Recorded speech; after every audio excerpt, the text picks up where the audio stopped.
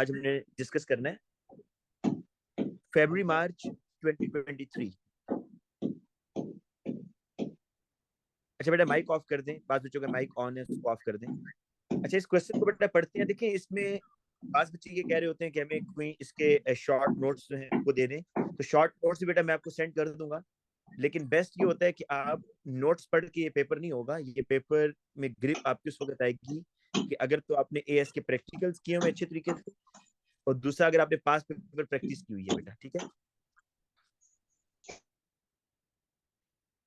और जितने ज्यादा आप ये पेपर 5 करेंगे ना उतना आपके लिए बेहतर है, क्योंकि हर पेपर में कोई नई चीज वो आपसे पूछ रहा होता है। तो इस क्वेश्चन को देखते हैं जी। इस क्वेश्चन में क्या कह रहा है, जनरली 15-15 मार्क्स के दो क्वेश्चन आते हैं, लेकिन सम टाइम वो इस पैटर्न को ब्रेक भी कर देता है और सम टाइम 3 क्वेश्चन भी दे देता है। वैसे जनरली आप देखेंगे 15-15 नंबर के दो क्वेश्चन होते हैं, ठीक है। और 75 मिनट्स में आपने इसको करना है। क्वेश्चन ये है जी कि aqueous iron 3 are usually kept in acidic condition to prevent them readily oxidizing to iron 3, ठीक है।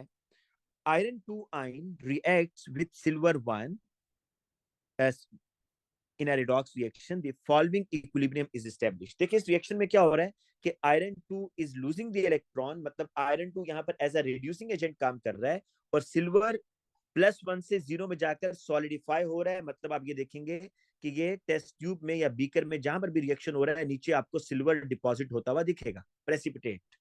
और ये इक्विलिब्रियम स्टेब्लिश हुआ हुआ बेटा इसमें, ठीक है। इसमें एक इक्विलिब्रियम भी स्टेब्लिश हुआ हुआ है। द कंसेंट्रेशन, और आपको पता है ना जब भी आप केसी का एक्सप्रेशन लिखते हैं उसमें सॉलिड्स को मेंशन नहीं करते बेटा, क्योंकि देखो सिल्वर सॉलिड है ना, ये तो डिसॉल्व भी नहीं हुआ, तो आपको तो कंसेंट्रेशन बतानी होती है। कंसेंट्रेशन के लिए लाजमी है कोई चीज सॉल्वेंट में डिसॉल्व हो। तो आयरन जो यहाँ पर सिल्वर है वो तो सॉलिड फॉर्म में है, इसलिए आप देख सकते हैं कि सिल्वर को उसने केसी के एक्सप्रेशन में नहीं लिखा क्योंकि वो सॉलिड है, अदरवाइज बाकी तीनों को लिखा हुआ है आयरन 3 और डिवाइडेड बाय जो इक्वेशन की लेफ्ट हैंड साइड है। अच्छा बेटा अब जरा क्वेश्चन देखते हैं क्या कह रहा है। A student carries out the experiment using the following instruction: add 100 cubic centimeter of 0.2 mole per cubic decimeter silver nitrate to 100 cubic centimeter of 0.2 mole per cubic decimeter iron nitrate। देखो भाई जो reaction हो रहा है ना वो nitrate और nitrate तो कॉमन आयन है, ये दोनों स्पेक्टेटर आयन है, सॉरी कॉमन आयन नहीं स्पेक्टेटर आयन है, ये कैंसिल आउट हो जाएंगे। लेकिन असल में जो रिएक्शन होगा वो सिल्वर 1 और आयरन 2 के दरमियान होगा, ठीक है ना। आप देख सकते हो बेटा दोनों की कंसंट्रेशन सेम है या डिफरेंट है? दोनों की कंसंट्रेशन सेम है, दोनों के मोल्स भी सेम है। 100 क्यूबिक सेंटीमीटर ऑफ 0.2 और 100 क्यूबिक सेंटीमीटर ऑफ 0.2, और यहां पर भी 1:1 रेशियो है। तो सिल्वर नाइट्रेट और आयरन 2 नाइट्रेट दोनों के सेम कंसंट्रेशन है, उसको वो बेटा मिक्स कर रहा है। अच्छा एक चीज जरा मैं आपको बताऊं, 100 क्यूबिक सेंटीमीटर AgNO3 का था और 100 क्यूबिक सेंटीमीटर आयरन नाइट्रेट का था। जब दोनों को मिक्स किया तो टोटल वॉल्यूम कितना हो गया बेटा? बोलिएगा जरा, टोटल वॉल्यूम कितना हो गया? 200। तो जब वॉल्यूम 200 होगा तो ये कंसंट्रेशन क्या हो जाएगी, ये मुझे बताएं। हाफ हो जाएगी।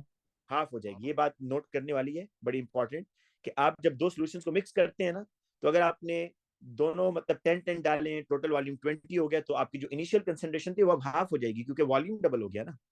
अच्छा अब वो ये कह रहा है कि आपने 100 क्यूबिक सेंटीमीटर आयरन नाइट्रेट का 100 क्यूबिक सेंटीमीटर सिल्वर नाइट्रेट का 500 क्यूबिक सेंटीमीटर कोनिकल फ्लास्क में ऐड किया, ऊपर से स्टॉपर लगाकर फ्लास्क को बंद कर दिया है, और उसको आपने फ्लास्क ए कह दिया। फ्लास्क ए में 200 क्यूबिक सेंटीमीटर सोल्यूशन है।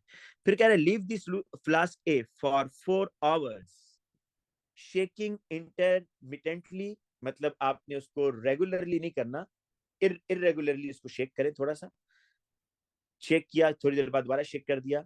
Then leave conical flask A untouch for 1 hour. देखिए पहले 4 घंटे के लिए उसने कहा छोड़ दें, और बीच बीच में उसको हल्का सा शेक कर लें, ठीक है।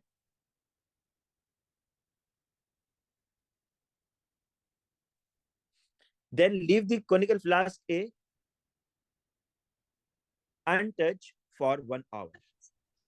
Use the pipette to transfer 25 cubic centimeter of the solution from conical flask A into clean 250 cubic centimeter conical flask. Label this conical flask B.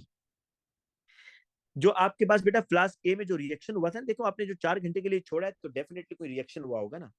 और जब वो कह रहे हैं कि आप उसको 4 घंटे के लिए छोड़ दें और रेगुलरली उसको शेक ना करें भाई, वो इसलिए कह रहा होगा मे बी कि यहाँ पर इक्विलिब्रियम स्टेब्लिश हो जाए ना, एक दफा इक्विलिब्रियम स्टेब्लिश हो जाए, ठीक है।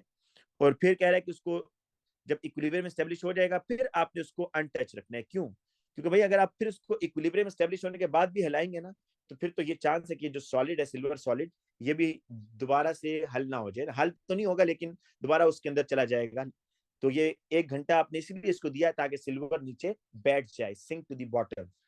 तो फिर वो कह रहा है कि use the pipette to transfer. ये जो रिएक्शन हो चुका है ना सारा, यहां से 25 क्यूबिक सेंटीमीटर बेटा आप निकालें, ठीक है, और इसको एक और फ्लास्क में डालें। अब बेसिकली वो पता है क्या करना चाह रहा होगा। जब यहां से आप इसको समझिएगा बेटा, ये आपका ना फ्लास्क ए है, इसको आप फ्लास्क ए समझ लीजिए। यहाँ रिएक्शन हो चुका है, इक्विलिब्रियम एस्टेब्लिश हो चुका है, कुछ आयरन 3 पड़ा हुआ है, कुछ सिल्वर आयन है, कुछ आयरन 2 है, और सिल्वर सॉलिड नीचे बैठा हुआ है। यहां से वो 25 क्यूबिक सेंटीमीटर अब निकाल रहा है दोबारा। वो बेसिकली ये देखना चाहेगा कि आयरन 3 कितना है, सिल्वर 1 कितना है, आयरन 2 कितना है, यही देखेगा और क्या देखेगा, क्योंकि केसी का एक्सप्रेशन आपको ये बता रहा है, ठीक है। तो अब बेटा आपको ये कह रहा है कि add use a pipette to transfer 25 cubic centimeter, step 3 पढ़ रहा हूँ, use a pipette to transfer 25 cubic centimeter of the solution from conical flask A into the clean 250 cubic centimeter conical flask. Label this solution to B. यहाँ पर आपने बेटा transfer कर दिया है, ये आपका B है, यहाँ से 25 निकाल कर इधर डाल दिए। Add 5 cubic centimeter of 1 mole NaCl to the solution in the conical flask B. A white silver chloride is formed. ठीक है, देखो कह रहे हैं जी आपने इसके अंदर जैसे ही NaCl डालोगे ना आप, तो व्हाइट प्रेसिपिटेट बनेंगे। क्यों बनेंगे भाई? क्योंकि सिल्वर आयन है ना इसमें, इस सॉल्यूशन बी में सिल्वर आयन है। आपने ऊपर से NaCl डाल दिया तो AgCl बन जाएगा ना, तो उसके सिल्वर क्लोराइड फॉर्म हो गए, प्रेसिपिटेट। फिर use a measuring cylinder to add 20 cubic centimeter of 1 mole per cubic decimeter sulphuric acid to conical flask B. फिर कह रहा है कि आप इसमें सल्फ्यूरिक एसिड भी डाल दो बेटा, ठीक है जी। rinse a burette and fill it with a standard solution of KMnO4. बेटा रिंस का मतलब ये होता है कि जिस तरह आपने ना, अब ब्यूरेट है, आप लैब में गए, अब बेहतर तो ये होता है कि आप पहले ब्यूरेट को वॉश करो डिस्टिल वाटर के साथ, ठीक है। बात जरा गौर से सुनिएगा।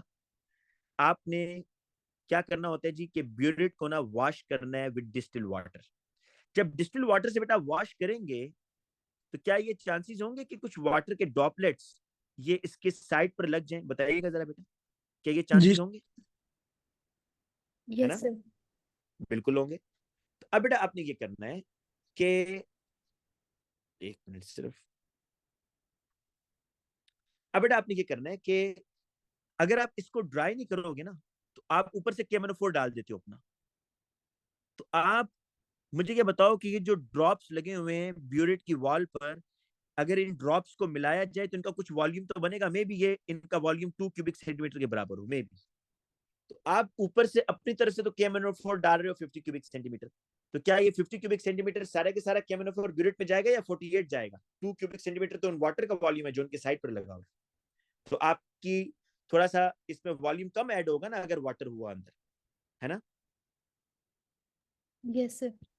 और ये भी तो हम कह सकते हैं ना भाई कि अंदर अगर वाटर है और आपने KMnO4 डाल दिया, तो क्या KMnO4 आपका डाइल्यूट नहीं हो जाएगा मजीद? आप समझ रहे हो, ये 0.1 मोल पर क्यूबिक डेसीमीटर है, लेकिन अंदर तो और वाटर भी था, तो क्या ये 0.1 से कम कम नहीं हो जाएगी इसकी कंसेंट्रेशन? बताएं। Yes sir. हो जाएगी। इसलिए अब सर आप तरीका ये ये बात होता है, सर आप ये मैं बात बता रहा हूँ, कैसे फिर बता रहा हूँ। मैं ये कह रहा हूँ कि ब्यूरेट को जब आप वॉश करते हैं लेबोरेटरी में, तो ये चांसेस होते हैं ना कि बेटा ब्यूरेट की वॉल पर वाटर के ड्रॉप्स लग जाएं।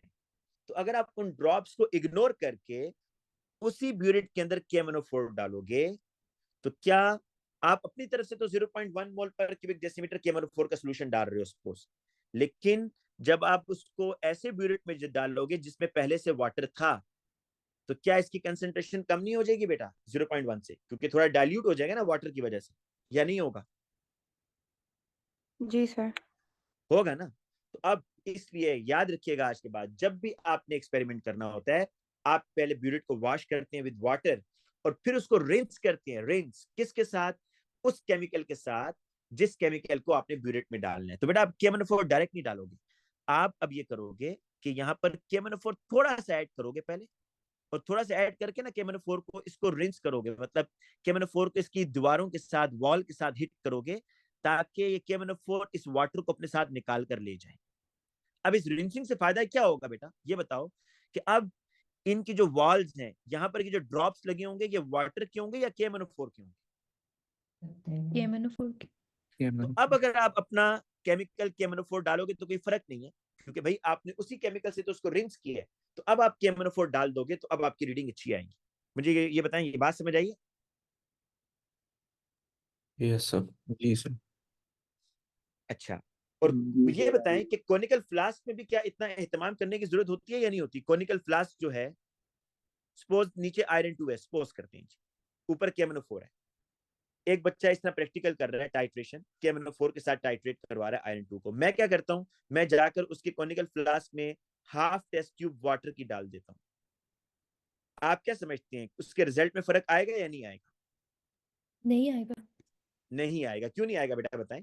क्योंकि KMnO4 तो आयरन 2 से रिएक्शन कर रहा है ना, वो वाटर से थोड़ी रिएक्शन कर रहा है। वाटर के डालने से क्या आयरन 2 की अमाउंट ज्यादा या कम होगी, ये बताओ?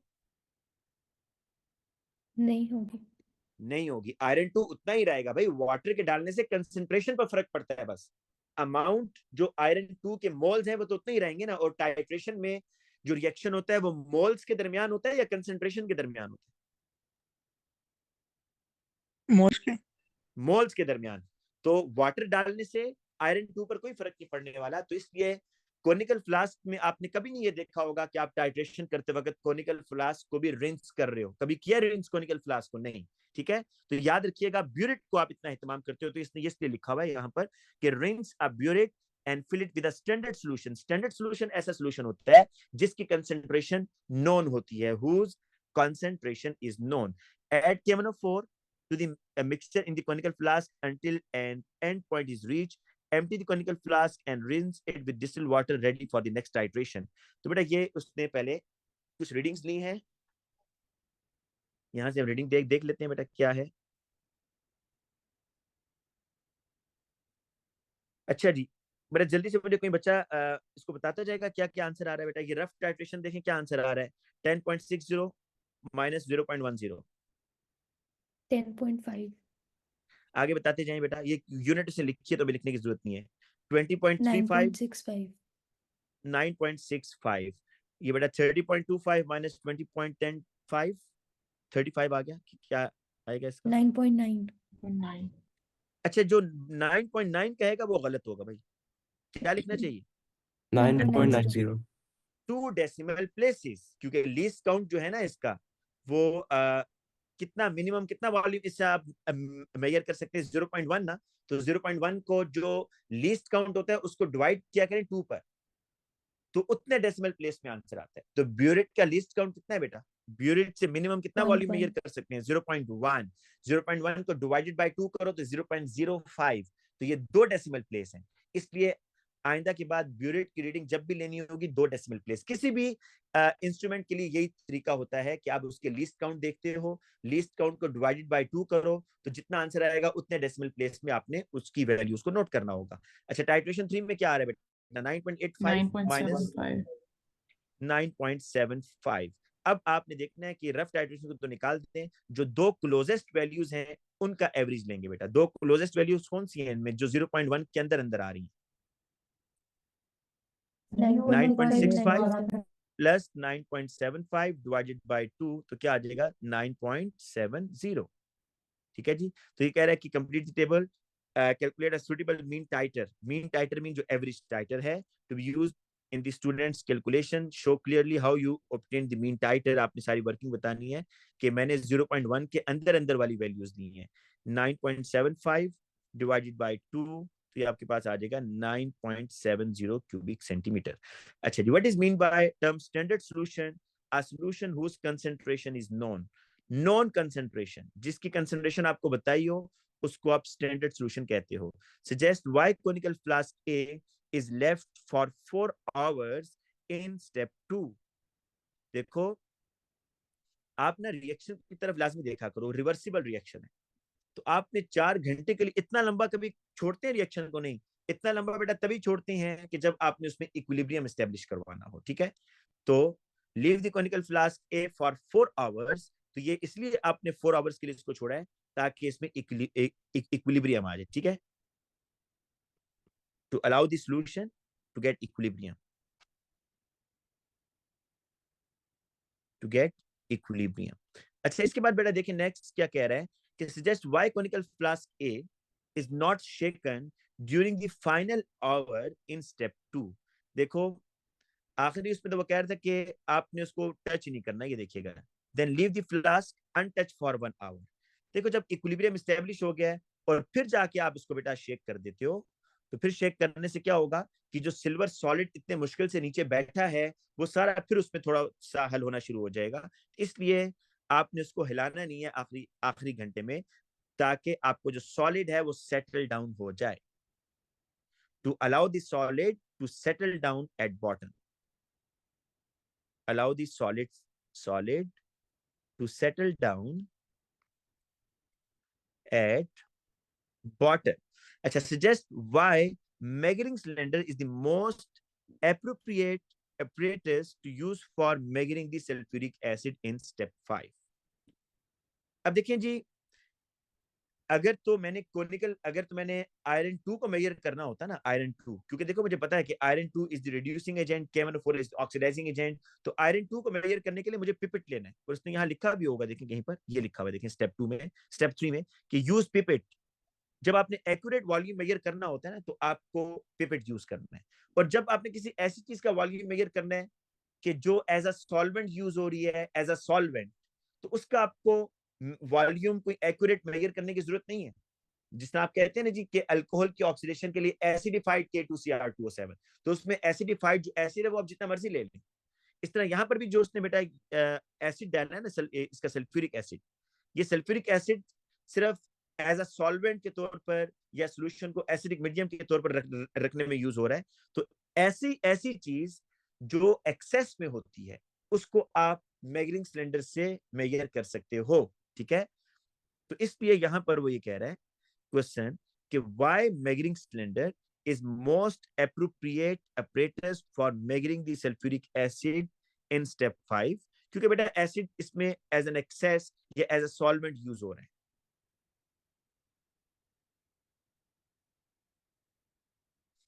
अच्छा, स्टेप नंबर 6 में कह रहा है कि state what the burette should be rinse with in step 6। जरा स्टेप 6 देखते हैं। अभी आपको बेटा ये सारी मैंने कहानी बताई कि आपने ब्यूरेट के अंदर जोन सा केमिकल यूज करना है ना एक्सपेरिमेंट का, मतलब जिस सपोज आपने ब्यूरेट में HCl डालना है, तो आप ब्यूरेट को रिंस करोगे उसी HCl के साथ। अभी आपने ब्यूरेट में KMnO4 डालना है, तो आप अपने ब्यूरेट को रिंस करोगे उसी KMnO4 के साथ, ताकि उस ब्यूरेट की वॉल्स पर जो वाटर के ड्रॉप्स हैं वो बाहर निकल जाएं और उन ड्रॉप्स की जगह KMnO4 लगाओगे तो खैर है, ठीक है, लेकिन वाटर नहीं होना चाहिए। तो state what the burette should be rinse in step 6, तो आप बताएंगे एक्वस पोटेशियम मैंगनेट, KMnO4। बड़ा KMnO4 का कलर आप सबको पता है, AS में भी आप लोग पढ़ के आए हैं कि देखें होगा ये कि नीचे है ना आपके पास,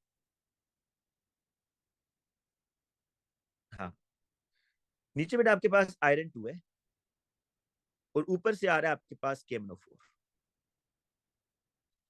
देखो आयरन 2 की नेचर क्या है, इसको जरा समझ लो। आयरन 2 की क्या नेचर है, अगर नहीं याद आ रहा है तो ये देखो, इस रिएक्शन में देख के बता दो। आयरन 2 की क्या नेचर है, ऑक्सीडाइजिंग एजेंट और रिड्यूसिंग एजेंट। रिड्यूसिंग एजेंट है। रिड्यूसिंग, ये इलेक्ट्रॉन डोनेट करेगा, ये रिड्यूसिंग एजेंट है। KMnO4 क्या है, ऑक्सीडाइजिंग एजेंट। KMnO4 बेटा मैग्नीज जब +7 होता है ना तो ये पर्पल होता है, और मैग्नीज जब +2 होता है तो ये कलरलेस होता है। ऊपर ये KMnO4 पर्पल है, लेकिन जैसे ही KMnO4 नीचे आएगा ना बेटा, इधर गिरेगा आके ड्रॉप, तो आयरन उसको इलेक्ट्रॉन डोनेट करेगा। एक KMnO4 को ना बेटा, एक Mn+7 को पांच मोल आयरन के इलेक्ट्रॉन लूज करेंगे और ये आयरन 2 आयरन 3 में जाएगा और ये Mn+7 किस में जाएगा, Mn+2 में जाएगा। तो बताएं कलर चेंज, मैं आपसे सिर्फ पूछना चाह रहा हूं कलर चेंज क्या होगा भाई KMnO4 का, कलर चेंज जरा बताइएगा ना। ऊपर KMnO4 पर्पल कलर का था तो नीचे किस कलर का हो जाएगा, कलरलेस। कलरलेस हो जाएगा। क्यों कलरलेस होगा भाई, कि जैसे ही KMnO4 नीचे आयरन 2 से आकर हिट करेगा तो आयरन 2 KMnO4 को इलेक्ट्रॉन डोनेट करेगा और KMnO4 में जो मैग्नीज है वो +7 से +5 में जाएगा, तो purple to colourless, purple to colorless. The student repeats the experiment using KMnO4 at lower concentration. The student obtained the large mean titer. हाँ, suggest one reason why a large titer is better than the small titer. बेटा मुझे ये बताओ, आप जो AS में practical करते थे और वैसे भी लेबोरेटरी के अंदर आपको ना अक्सर वो सॉल्यूशन में डाइल्यूशन करवाता था। वो कहता था जी कि आपके पास सपोज ये है 0.1 मोल पर क्यूबिक डेसीमीटर HCl का सॉल्यूशन। आप इसमें से 25 क्यूबिक सेंटीमीटर लें और उसको डिसॉल्व कर दें किसमें, इन 250 क्यूबिक सेंटीमीटर वाटर में, ठीक है। और फिर कहता था जी आप इस 250 से अब दोबारा 25 निकालें। इस तरह की कभी याद है आप लोगों ने बेटा कुछ एक्सपेरिमेंट किए हो जिसमें जो इनिशियल एसिड होता था वो बहुत कंसेंट्रेटेड होता था, उसमें से थोड़ा सा निकालता था, 25 निकाल कर कहता था इसको 250 में डिसॉल्व किया, उसको डाइल्यूट किया ना, और फिर इस 250 में से 25 निकाल कर एक्सपेरिमेंट कर रहे हैं। तो इस तरह के बेटा आपको याद है इस तरह के आपने एक्सपेरिमेंट किए होंगे या एएस में कुछ क्वेश्चन किए हो कभी जिसमें डाइल्यूशन हो रही हो। यस सर की। ये जी बताओ, सर। ये बताओ कि अगर एक स्टूडेंट टाइट्रेशन कर रहा है HCl के साथ, उसकी कंसंट्रेशन है 0.1, नीचे कोनिकल फ्लास्क वाला सॉल्यूशन सेम है, और दूसरा स्टूडेंट जो है टाइट्रेशन कर रहा है वो है 0.01, वो इसके साथ कर रहा है। किस में आप क्या समझते हैं कि कहां पर एरर के चांस होंगे और कहां पर ये ए है ये बी है, कहां पर एरर के चांस ज्यादा होंगे, कहां पर एरर के चांसेस कम होंगे? जी बेटा ये बताएं। बी में ज्यादा होंगे। बी में ज्यादा होंगे, अच्छा। और कोई बेटा बताए जी। देखो बी, ये बात जरा ध्यान में रखो, बी में जो आप एक ड्रॉप ऐड करते हो, जो आप एक ड्रॉप ऐड करते हो तो उसमें HCl के ज्यादा मोल जाते हैं या कम मोल जाते हैं, ये सोचो जरा। कम मोल्स जाते हैं। हाँ, और ए के अंदर जो आप एक ड्रॉप ऐड करोगे उसमें HCl के ज्यादा मोल जाएंगे या कम मोल जाएंगे? ज्यादा मोल्स। तो अब बताओ एरर के चांसेस किधर होंगे? ए में। ए में ए सर। में। ए में देखो ना, जब आप एंड पॉइंट के करीब पहुंचोगे ना, जब तकरीबन रिएक्शन कंप्लीट होने के करीब होगा, तो आप जब एक ड्रॉप डालोगे इसका मतलब आप ज्यादा HCl ऐड कर रहे हो। और बी में जब आप एंड पॉइंट के करीब पहुंचोगे आप एक एक ड्रॉप ऐड कर रहे हो, इसका मतलब आप थोड़ा थोड़ा ऐड कर रहे हो, तो यहाँ पर एक्यूरेसी ज्यादा होगी। जितना आपका सोल्यूशन डाइल्यूट होता है उतनी एक्यूरेसी ज्यादा होती है। ये बात समझ आ रही है या नहीं? तो इसका आंसर क्या रखना चाहिए कि suggest one reason why a large titre, मतलब जो डाइल्यूट सोल्यूशन होगा वो ज्यादा यूज होगा ना, और जो कंसंट्रेटेड होगा वो कम यूज होगा। Why a large titre is better than the smaller titre, इसका मतलब है it decreases the percentage error. जो लार्ज टाइटर है, large titre decreases the percentage error आपका इससे बेटा कम हो जाएगा। नेक्स्ट सर ये देखिए वाली बात क्वेश्चन। दोबारा बताइएगा ऊपर वाली। अच्छा, मैं ये कह रहा हूं बेटा कि दो सॉल्यूशन है आपके पास HCl के, एक में कंसंट्रेशन है 0.1, दूसरे में है 0.01, एक डाइल्यूट है और एक कंसंट्रेटेड है।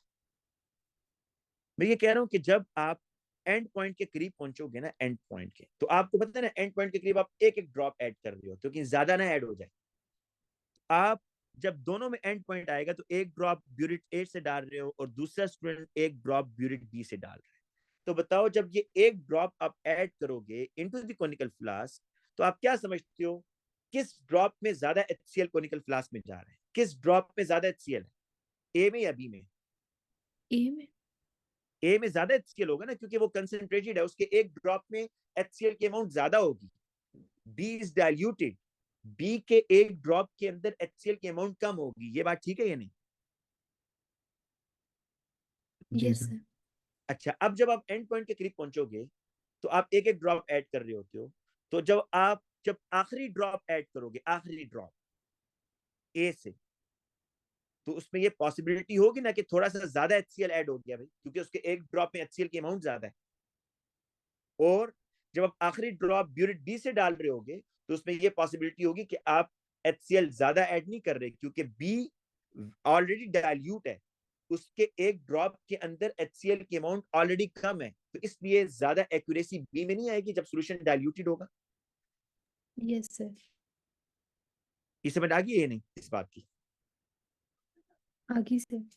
अच्छा, अब आ जाइए आगे। इक्विलिब्रियम इज शोन, ये देखें, आयरन 2 सिल्वर 1, आयरन 3 बन रहा है, सिल्वर सॉलिड बन रहा है। आपने आयरन 2 की कंसंट्रेशन निकालनी है, बहुत ही आसान है, इसमें इक्वेशन दी हुई है आपको। सबसे पहले कह रहा है when another student carries out the titration of 0.02 mole KMnO4 the mean titre of KMnO4 is this. सबसे पहले KMnO4 के मोल निकाल।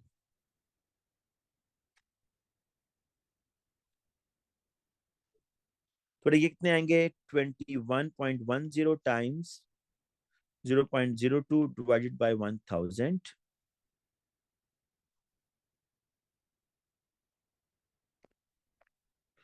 ये आ रहा है जी 0.000422, ये आ गया। अब बड़ा MnO4 के मुकाबले में आयरन 2 के मोल्स कितने होते हैं जी? टाइम्स 5 ना, तो मोल्स ऑफ जी आयरन 2 जो है 5 टाइम्स 0.000422, 0.00211। बड़ा बताएंगे ये मोल्स कितने वॉल्यूम में थे? आपने कॉनिकल फ्लास्क में आयरन 2 का कितना सोल्यूशन लिया हुआ था? 25। 100 सेटिंग 25। 25 ये जी देखो भाई, 25 ये देखो 25, ठीक है। तो ये आप यहां इस तरह करोगे, 0.00211 moles of iron 2 25 cubic centimetre में आ रहे हैं। क्योंकि बेटा वो कंसेंट्रेशन पूछ रहे हैं ना, तो कंसेंट्रेशन कितने में होती है आपको पता है? 1000 में होती है। 1000 मतलब 1 क्यूबिक डेसीमीटर में कितने मोल्स आ रहे हैं? x मोल आ रहे हैं। तो अब बेटा इसको इस तरह कर दो, मल्टीप्लाई कर दो, क्रॉस मल्टीप्लाई करो ना, 0.00211 को मल्टीप्लाई करो 1000 के साथ, डिवाइड कर दो 25 के साथ, 0.0844, 0.0844 मोल पर क्यूबिक डेसीमीटर। अच्छा आगे चलो, why it is not necessary to measure the concentration of silver ions in the equilibrium mixture experimentally.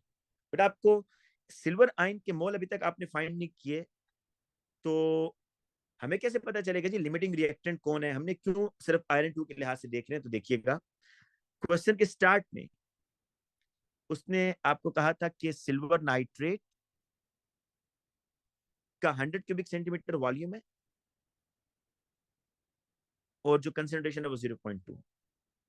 Iron 2 जो है 100 क्यूबिक सेंटीमीटर और 0.2, तो क्या दोनों के मोल सेम है? और इक्वेशन में भी मोलर रेशियो 1:1 है।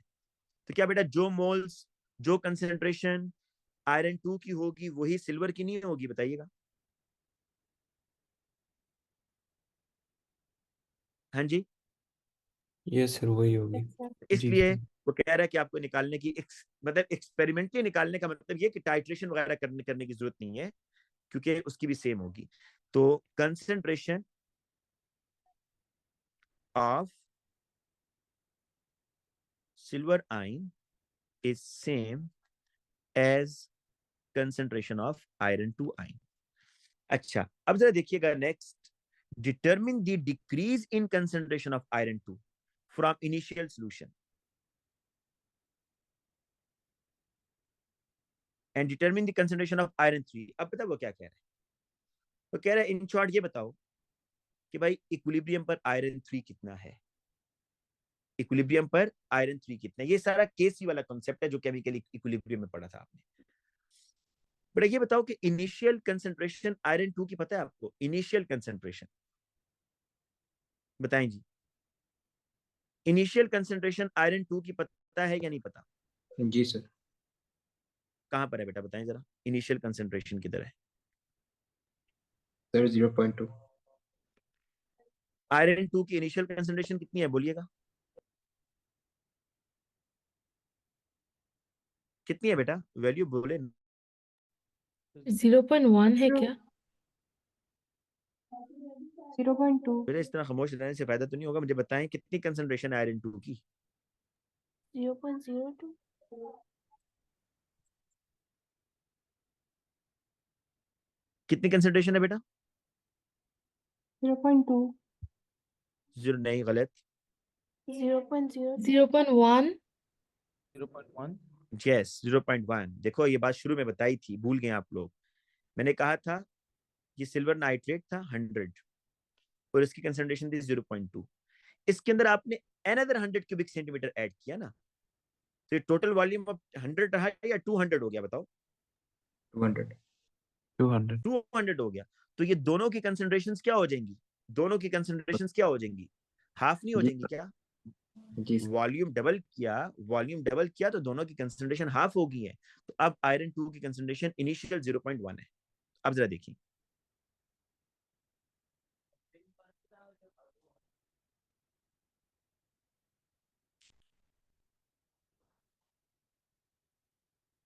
इनिशियल कंसंट्रेशन जो है 0.1 है। पर ये जो मैंने आयरन 2 की कंसंट्रेशन निकाली है, ये इक्विलिब्रियम पर नहीं निकाली थी, बताएं? ये जो 0.0844, यस हाँ जी, ये इक्विलिब्रियम पर निकाली थी। मतलब जो बच गया ना, इक्विलिब्रियम पर कंसंट्रेशन आ रही है 0.0844। अब ये बताओ बेटा, इनिशियल था 0.1, इनिशियल था 0.1 और 0.0844 बच गया है, ठीक है? 0.0844 बच गया है। यूज कितना हुआ आयरन 2? क्या करें, यूज कैसे निकालेंगे? सब्ट्रैक्ट कर सब्ट्रैक्ट कर जी दो। सब्ट्रैक्ट कर देंगे। देखो जो इक्विलिब्रियम पर आयरन 2 बचा हुआ है वो अनरिएक्टेड है ना, वो अनरिएक्टेड है। तो 0.1 में से 0.0844 माइनस कर दो, 0.0156। ये बेटा आपका, ये आपके आयरन 2 के मोल्स आ गए। आयरन 2 के मोल्स जो क्या हुए हैं, यूज हुए हैं। तो जो यूज होंगे ना वो आयरन 3 में कन्वर्ट हो रहे हैं ना, 1:1 रेशियो है। तो भाई ये आयरन 3 की कंसंट्रेशन क्या होगी? 0.0156। बताएं ये स्टेप किसी को समझ आएगा या नहीं बेटा? ये थोड़ा सा आपको लिंक करना था ऊपर वाले क्वेश्चन से, कि इनिशियल कंसंट्रेशन ढूंढी मैंने 0.1, इक्विलिब्रियम पर कंसंट्रेशन ये थी। इक्विलिब्रियम का मतलब है जो अनरिएक्टेड रहेगा आयरन 2, तो दोनों का डिफरेंस जो आएगा इसका मतलब है उसने रिएक्ट किया है, वो यूज हुआ है। तो कितना यूज हुआ है? 0.0156 यूज हुआ है। इसका मतलब है जितना यूज होगा आयरन 3 उतना ही बनेगा। तो आयरन 3 की कंसंट्रेशन आ गई 0.0156। अब ये होगा जी, अब आपने केसी निकालना है। केसी इज इक्वल टू, ऊपर आयरन 3 की कंसंट्रेशन है, ऊपर उसने दिया हुआ बेटा एक्सप्रेशन, मैं वहीं से देख के लिख रहा हूँ। ये जी, तो आयरन 3 कितना है जी? आयरन 3 है 0.0156। आयरन 2 कितना है बेटा? आयरन 2 कितना है जी? 0.0844। 0.0844, क्योंकि दोनों की कंसंट्रेशन सेम ली हुई है उसने, तो सिल्वर भी इतना होगा 0.0844। सॉल्व करें बेटा, क्या आंसर आएगा?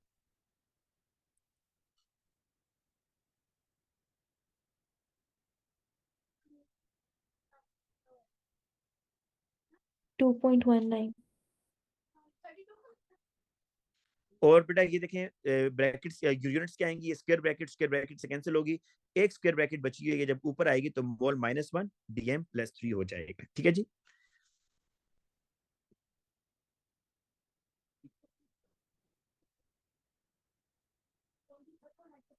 ठीक है बेटा, ये देखिए क्वेश्चन समझ आया, आसान सा क्वेश्चन था, कोई इतना मुश्किल नहीं था। अच्छा आप लोगों के पास बेटा ये वाला पेपर है या नहीं, मुझे बताएं। ये आप लोगों के पास ग्रुप में है पेपर? नहीं सर नहीं अच्छा सर। एक तो इस तरह करें ना बेटा, ये पेपर जो है इसको आप लोग सेकंड क्वेश्चन आप लोग करें बैठकर, ठीक है? ये सेकंड क्वेश्चन आप लोग करें। और अभी नमाज के टाइम में बेटा, मेरा ख्याल है नमाज के बाद हमारे लिए कंटिन्यू करना मुश्किल नहीं होगा। तो चले भाई, इसका सेकंड पार्ट आप लोगों ने करना है, ठीक है भाई? तो आज के लिए बेटा इतना काफी है, फिर अल्लाह हाफिज। अच्छा बेटा, ये जो सेकंड क्वेश्चन है इसका, इसको जरा पहले क्वेश्चन को ना अपने डिटेल में समझना है, क्योंकि ये जो सेकंड क्वेश्चन होता है इसमें वो काफी ज्यादा चीजें जो है आपके प्रैक्टिकल के अंदर ऐड करवा रहा होता है, और आपने सब चीजों को याद भी रखना है कि क्या क्या चीजें उसने ऐड करवाई हैं और उसका पर्पस क्या है। अब देखिए question number 2, the reaction between the iodide ion, याद रखें iodide ion is a good reducing agent, ये बहुत अच्छा रिड्यूसिंग एजेंट होता है जो कि इलेक्ट्रॉन लूज करता है और आयोडीन में चला जाता है। The reaction between the iodide ion and aqueous hydrogen peroxide takes place in acidic condition. बेटा ये आपके सामने रिएक्शन है, इसमें iodide ion is the reducing agent, H2O2 is the oxidizing agent, मतलब आयोडाइड अपने इलेक्ट्रॉन लूज करेगा और H2O2, अच्छा H2O2 में कौन है जो इलेक्ट्रॉन गेन करेगा ये बताएं। H2O2 में कौन इलेक्ट्रॉन गेन कर रहा है? ये जो पर ऑक्साइड है ना, H2O2 में याद रखिएगा ऑक्सीजन इज 1 माइनस, और ये 1 माइनस 1 में जा रहा है ना, तो बेसिकली पर ऑक्साइड जो है वो इलेक्ट्रॉन गेन कर रहा है, ठीक है। और आयोडाइड जो कलरलेस था वो आयोडीन में जा रहा है और आयोडीन ब्राउन कलर का सोल्यूशन बनेगा, और ये एसिडिक मीडियम में हो रहा है। A student carries out a series of experiment to investigate the order of reaction with respect to the concentration of iodide ion, ठीक है। The student does this by measuring the time taken for a fixed amount of iodine to form। अच्छा जी, student जो है ना असल में order of जो reaction kinetics आपने पढ़ा है ना बेटा, रिएक्शन काइनेटिक्स, उसमें आप लोगों ने पढ़ा है। माइक ऑफ कर दें, माइक ऑफ कर दें अपने।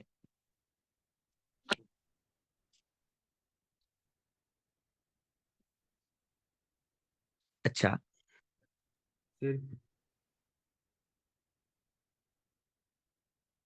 इज़ा बेटा अपना माइक ऑफ कर दीजिएगा।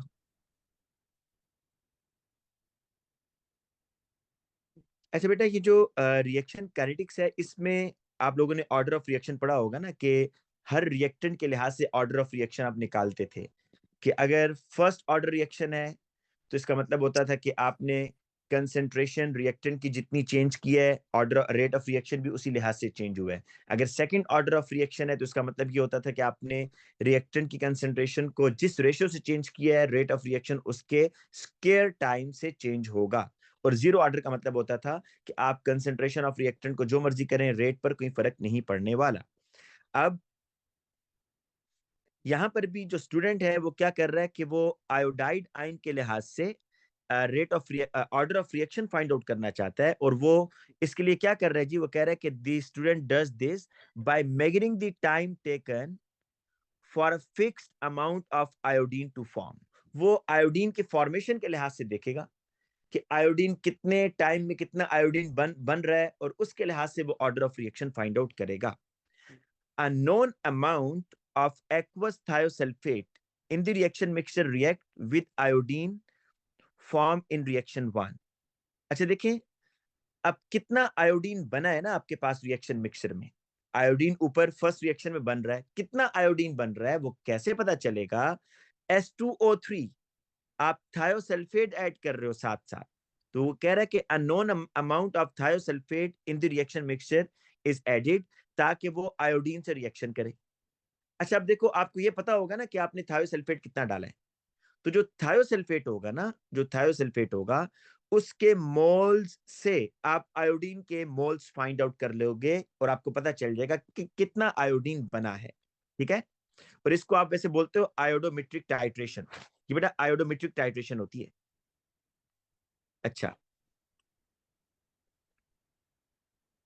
बट आप जरा ये सीक्वेंस फिर सुन लें, सीक्वेंस फिर सुन लें कि असल में इस रिएक्शन मिक्सचर में आपने ये देखना है कि आयोडाइड के लिहाज से ऑर्डर ऑफ रिएक्शन क्या है, ठीक है। आप ऑर्डर ऑफ रिएक्शन निकालना चाहती हैं, फर्स्ट है, सेकंड है, जीरो है।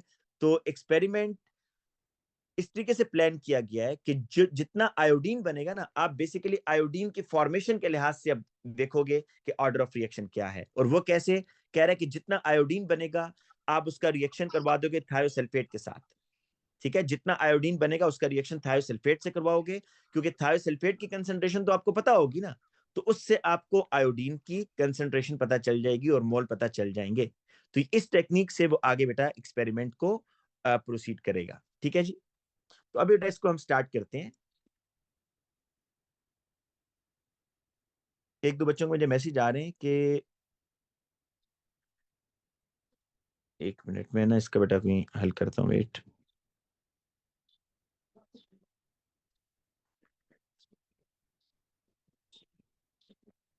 अच्छा, अब बेटा जरा देखें कि रिएक्शन में वो क्या क्या कर रहा है। बेटा ये पुराना पेपर है, आप लोग पूछ रहे हैं कि हम कौन सा पेपर कर रहे हैं, जो हमने पिछले थर्सडे को किया था, फरवरी मार्च 2023 का। ये उसी का सेकंड पार्ट है भाई, सेकंड क्वेश्चन अभी रहता है। after all of the thiosulfate ion have reacted in reaction 2, any further I2 form is detected by using the starch indicator। बेटा ये देखें, एक बात तो ये अभी याद कर ले आप कि जब भी आयोडोमेट्रिक टाइट्रेशन होती है, दिस इज आयोडोमेट्रिक टाइट्रेशन, जिसमें आयोडीन यूज हो रहा है, आयोडोमेट्रिक टाइट्रेशन। बेटा आपको ये क्वेश्चन पूछता है, इसमें तो नहीं पूछा लेकिन जनरली वो ये पूछता है कि आयोडोमेट्रिक टाइट्रेशन के अंदर आप कौन सा इंडिकेटर यूज करते हैं। तो याद रखना आज के बाद कि आयोडोमेट्रिक टाइट्रेशन मतलब जिसमें आयोडीन फॉर्म हो रहा है, उसमें जो आप इंडिकेटर यूज करते हैं वो स्टार्च होता है, स्टार्च। तो स्टार्च इज द इंडिकेटर, ठीक है भाई। तो स्टार्च इंडिकेटर आप यूज करते हैं आयोडोमेट्रिक टाइट्रेशन में। सर जी बेटा। सर ये रिएक्शन कौन से टॉपिक में किया हुआ हमने? बेटा ये रिएक्शन तो आपको लाजमी नहीं है टॉपिक से दे, वो तो ये रिएक्शन बाहर से दे सर सकता है, क्योंकि ये लाजमी नहीं आप किस पेपर 4 में भी आया था क्वेश्चन ना, ये क्वेश्चन पेपर 4 में भी आया था। पेपर 4 यही में। रिएक्शन चले बेटा, वो मुझे अब दिखाइएगा। मेरे ख्याल में जो पेपर 4 में आया होगा वो ये वाला ना आया आपने हो, सॉल्व किया आयरन 3, 2022 आयरन 3 फरवरी में। और S4O82 माइनस, वो और बल्कि ये था सॉरी, उसमें होगा आयोडाइड, आयोडाइड और S4O82 माइनस इस टाइप का होगा उसमें जो आया होगा। जी तो ये वो और चीज है, वो तो आपने एग्जांपल पढ़ी थी होमोजेनियस कैटालिसिस, वो तो होमोजेनियस कैटालिसिस वाली बेटा रिएक्शन, तो ये उससे हट के है। ये तो इसमें रिएक्शन का इतना रोल नहीं होगा। आगे आपसे पूछेगा कि ड्यूरिंग द एक्सपेरिमेंट आपने इस रिएक्शन को प्रोसीड कैसे करना है, और अगर कोई स्टेप वो जानकर मिस कर देगा, पूछेगा बताएं जी मैंने कौन सा स्टेप मिस कर दिया है, तो इसका उससे कोई लिंक नहीं है बेटा। और ये रिएक्शन अगर आपने पहले नहीं भी पढ़ा होगा ना, तो आप आराम से क्वेश्चन कर सकते हैं, सिर्फ उसकी क्वेश्चन स्टेटमेंट आपने ध्यान से सुननी है। देखिए फिर ओके सुन सर। ले भाई, क्वेश्चन को जरा समझना लाजमी है कि आपके पास पहले रिएक्शन में आयोडीन बन रहा है। अब कितना आयोडीन बन रहा है, उस आयोडीन को पता चलाने के लिए कि कितना आयोडीन बना, आपने उसको टाइट्रेट करवाया थायोसल्फेट के साथ, क्योंकि थायोसल्फेट की अमाउंट आपको पता होगी तो उससे आपको आयोडीन की अमाउंट पता चल जाएगी, और जब आयोडीन की अमाउंट पता चल जाएगी तो आपको इस तरह आयोडाइड भी पता चल जाएगा, ठीक है।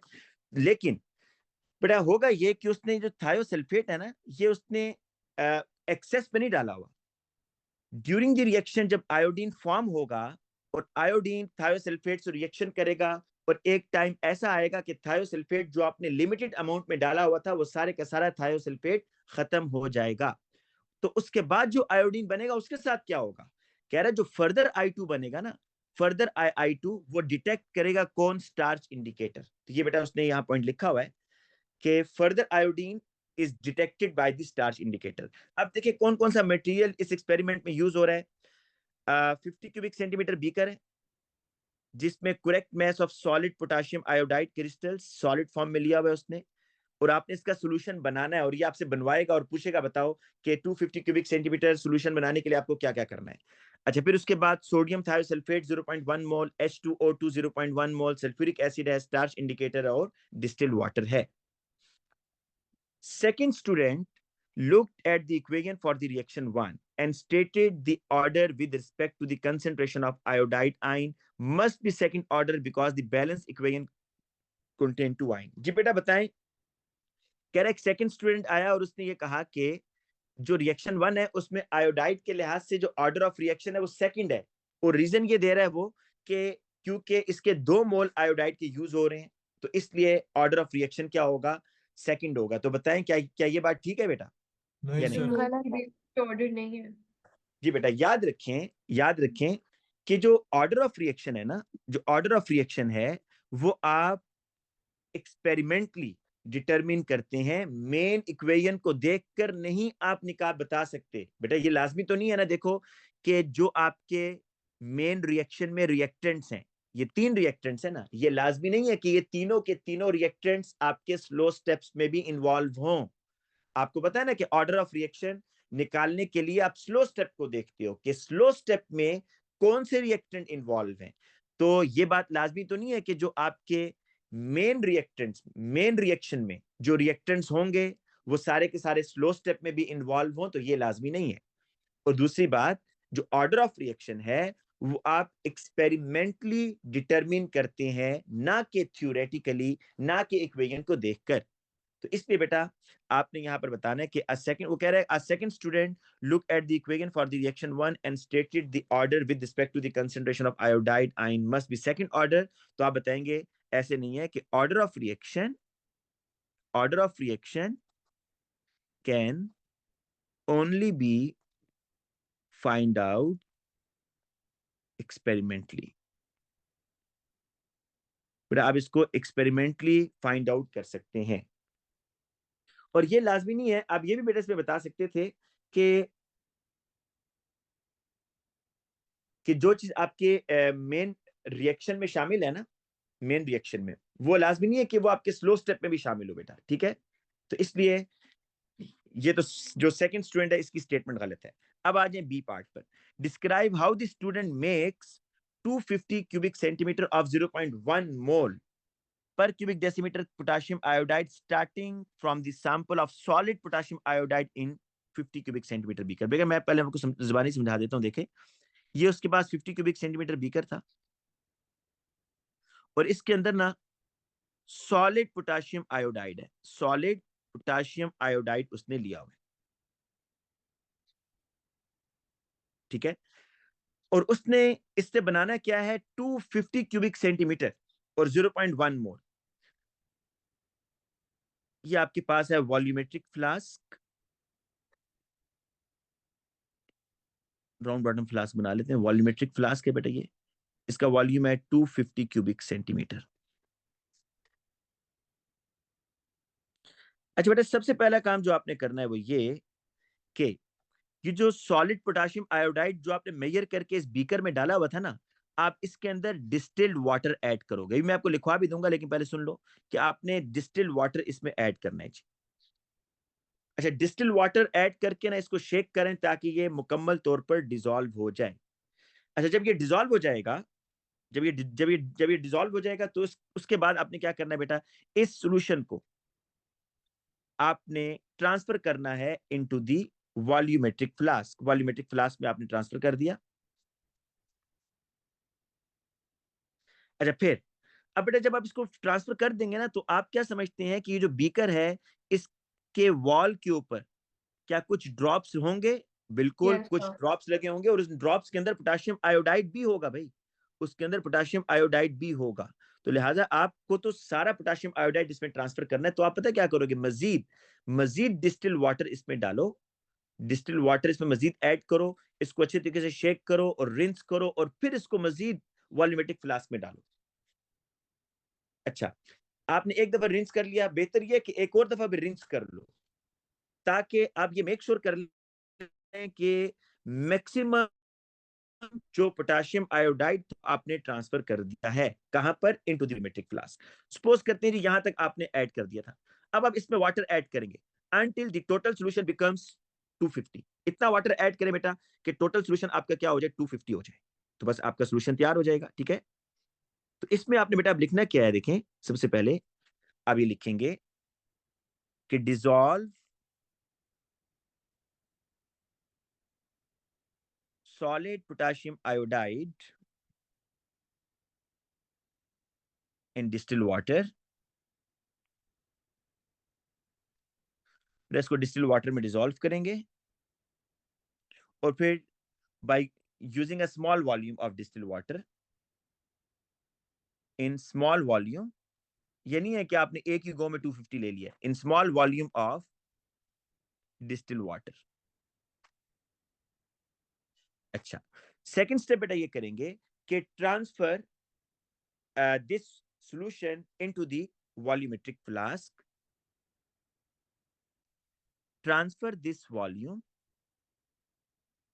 Into volumetric flask. बेटा आपने लाजमी अपरेटस के नाम लेने होंगे वहां पर, in volumetric flask and rinse the beaker with distilled water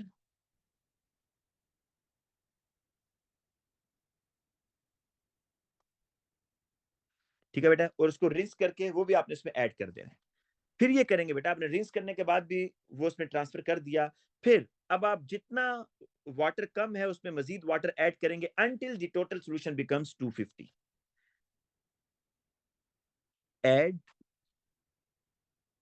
distilled water into volumetric flask until the total solution becomes 250 cubic centimeter. तो फिर बेटा आपका ये जो सोल्यूशन होगा ये 0.1 मोल जितना उसने कहा है वो प्रिपेयर हो जाएगा, क्योंकि उसने पहले से मेजर करके रखा हुआ है कितना सॉलिड पोटेशियम आयोडाइड उसको डिसॉल्व करना था, वो उसने बीकर में पहले से मेजर किया हुआ है, वो आपको करने की जरूरत नहीं है। अच्छा जी, अब देखते हैं एक्सपेरिमेंट के स्टेप्स क्या हैं जी। इसमें स्टेप ये है बेटा कि आपने सबसे पहले कोनिकल फ्लास्क में ना 25 क्यूबिक सेंटीमीटर एसिड लेना है, ठीक है। फिर बेटा आपने उसी फ्लास्क के अंदर ब्यूरिट से, क्योंकि वॉल्यूम मेजर करके डालना है ना, 20 क्यूबिक सेंटीमीटर। अच्छा देखें, एसिडिफाइड मतलब एसिडिफाइड करने के लिए आपको एक्यूरेट वॉल्यूम नहीं चाहिए। जिस तरह आप कहते हैं ना एसिडिफाइड पोटेशियम डाइक्रोमेट, तो आप उसमें एसिड बस हाफ टेस्ट ट्यूब डाल देते हैं, उसके लिए कहीं लाजमी नहीं है कि आप उसकी मेजरमेंट करें। लेकिन जहां जहां ब्यूरिट कह रहा है वहां वहां वो वॉल्यूम मैटर करता है। तो 20 क्यूबिक सेंटीमीटर आपने डिस्टिल वाटर डालना है। अगर ज्यादा डाल दिया या कम डाल दिया तो भाई डाइल्यूशन पर फर्क पड़ जाएगा। तो add 20 cubic centimetre distilled water to the conical flask. अच्छा, उसी फ्लास्क के अंदर जिसमें आपने पहले सल्फ्यूरिक एसिड डाला है उसी में आप क्या डाल दें, वाटर भी डाल दें। और फिर 5 cubic centimetre of 0.1 mole potassium iodide to the conical flask from burette. और फिर बेटा 5 क्यूबिक सेंटीमीटर आपने पोटेशियम आयोडाइड का सोल्यूशन जो भी आपने ऊपर बनाया था यहाँ पर वो डाला है। अब आपने ब्यूरिट में 3 चीजें डाल दी हैं, सॉरी फ्लास्क में H2SO4 भी डाल दिया है, फिर आपने डिस्टिल्ड वाटर डाला है और फिर आपने KI डाला है। अब 5 cubic centimetre of sodium thiosulphate. देखिए अभी रिएक्शन स्टार्ट नहीं हुआ बेटा, रिएक्शन अभी स्टार्ट नहीं हुआ। क्यों? पोटेशियम आयोडाइड का रिएक्शन तब स्टार्ट होगा जब आप इसमें H2O2 डालोगे, क्योंकि देखो ना KI is the reducing, H2O2 is oxidising.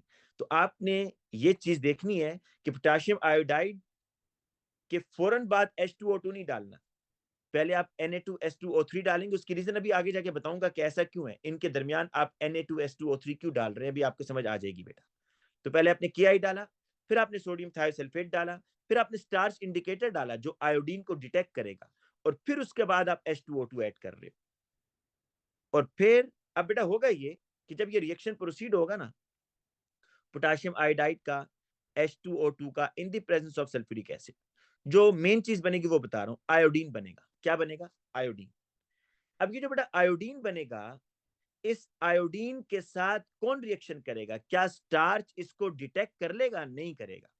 Sodium thiosulphate भी तो है भाई सोल्यूशन में, तो ये जो सोडियम थायोसल्फेट होगा ना उसी सोल्यूशन में वो इस आयोडीन से रिएक्शन कर देगा और दोबारा इस आयोडीन को आयोडाइड में भेज देगा। तो लिहाजा स्टार्च ने अभी तक कोई भी चीज इंडिकेट नहीं की। स्टार्च कब इंडिकेट करेगा? उस वक्त जब बेटा ये सारे का सारा सोडियम थायोसल्फेट खत्म हो जाएगा ना और ऊपर से मजीद आयोडीन बनता जा रहा है, मजीद आयोडीन बनता जा रहा है, तो अब ये जो एक्स्ट्रा आयोडीन बना है, रिपीट करते बात। बेटा बता रहा हूं, ये जो एक्स्ट्रा आयोडीन बना है जिसका रिएक्शन सोडियम थायोसल्फेट के साथ नहीं हुआ, अब ये जो आयोडीन है जिसका रिएक्शन सोडियम थायोसल्फेट के साथ नहीं हुआ, उसको स्टार्च इंडिकेटर डिटेक्ट करेगा। फिर सुने बेटा, पहले मैं आपको जो उसके रिएक्शन है वो दिखा देता हूं, ठीक है? क्योंकि ये जब भी मैं आपको बताऊं, जब भी आयोडोमेट्रिक टाइट्रेशन होती है तो इसमें इतने ज्यादा केमिकल्स और स्टार्च इंडिकेटर की ये आपको कंफ्यूज करते हैं, तो लिहाजा आपको पहले सीक्वेंस समझना है अच्छे तरीके से। ये देखिएगा जरा बेटा, पहला जो रिएक्शन हो रहा है ना उसमें ये पोटेशियम आयोडाइड H2O2 से रिएक्शन कर रहा है और आयोडीन बन रहा है। अब ये जो आयोडीन बना है, कितना आयोडीन बना है ये जानने के लिए हमने क्या ऐड किया? Sodium thiosulphate. तो पहले ये बात ज़हन में बैठा लें कि सोडियम थायोसल्फेट ऐड करने का पर्पस ये है कि हम ये बता सकें कि आयोडीन फॉर्म कितना हुआ है, बस ये मकसद है। तो सोडियम थायोसल्फेट आयोडीन से रिएक्शन करेगा और आयोडीन दोबारा आयोडाइड में चला जाएगा। लेकिन बेटा हमने सोडियम थायोसल्फेट ना इतनी ज्यादा अमाउंट में नहीं डाला हुआ, सोडियम थायोसल्फेट इतनी ज्यादा अमाउंट में नहीं है, तो एक टाइम ऐसा आएगा कि सारे का सारा सोडियम थायोसल्फेट खत्म और पीछे से आयोडीन बनता जा रहा है। तो अब ये जो एक्स्ट्रा आयोडीन बन रहा है जो कि सोडियम थायोसल्फेट से रिएक्शन नहीं कर पा रहा, इस आयोडीन को कौन डिटेक्ट करेगा? वो कह रहा है इस आयोडीन को डिटेक्ट करेगा आपका इंडिकेटर। ठीक है, ये उसने बेटा ऊपर भी बताई ये बात, और ये मैं हम यहाँ शुरू पर से दोबारा स्टार्च इंडिकेटर क्यों नहीं डाल देते? मतलब सोडियम थायोसल्फेट की जरूरत ही क्या है? आपको ये देखना है कि आयोडीन फॉर्म कितना हुआ है भाई। तो उस पहले ठीक से है, ही हम स्टार्च इंडिकेटर डाल दें। Na2 बेटा, फिर आपको आयोडीन कैसे पता चलेगा कि आयोडीन कितना बना है? वो तो Na2S2O3 आपको ये बता रहे हैं ना, क्योंकि आपने इसकी नॉन कंसंट्रेशन डाली है, इसका स्टैंडर्ड सॉल्यूशन आपने यूज किया है। तो जितना Na2S2O3 यूज होगा आपको पता चलेगा कि अच्छा अभी तक इतना आयोडीन बन चुका है। मुझे समझ नहीं आई। Na2S2O3 किससे रिएक्शन कर रहा है सेकंड स्टेप में बताएं। आयोडीन के साथ जो बनी थी पहले। तो अगर हमारे पास Na2S2O3 के मोल्स होंगे तो क्या हमें आयोडीन के मोल पता चल जाएंगे? चल जाएंगे। एक स्पेसिफिक टाइम में पता चल जाएंगे ना कि इस टाइम तक इतने मोल बने। जी। तो फिर इसके यूज करने का फायदा हो रहा है या नहीं हो रहा? लेकिन जब हमने बाद में स्टार्च इंडिकेटर यूज करना ही है तो पहले क्यों नहीं करने बेटा वो थे? आपको भी पूरा एक्सपेरिमेंट आपने नहीं पढ़ा ना, ये आपने देखना है कि एक स्पेसिफिक टाइम में कितना आयोडीन बना है, स्पेसिफिक टाइम में आपने चेक करना है, टाइमर भी है साथ में। ओके। ठीक है, आपने एक टाइम तक देखना है। वो उसने, अगर आप देखें क्वेश्चन के अंदर उसने लिखा हुआ है बेटा कि आपने एक स्पेसिफिक टाइम के अंदर, ये देखें ना, ये देखें, by measuring the time taken for a fix amount of iodine to form. Student जो एक्सपेरिमेंट परफॉर्म कर रहा है उसने एक स्पेसिफिक टाइम में देखना है कि कितना आयोडीन बना है।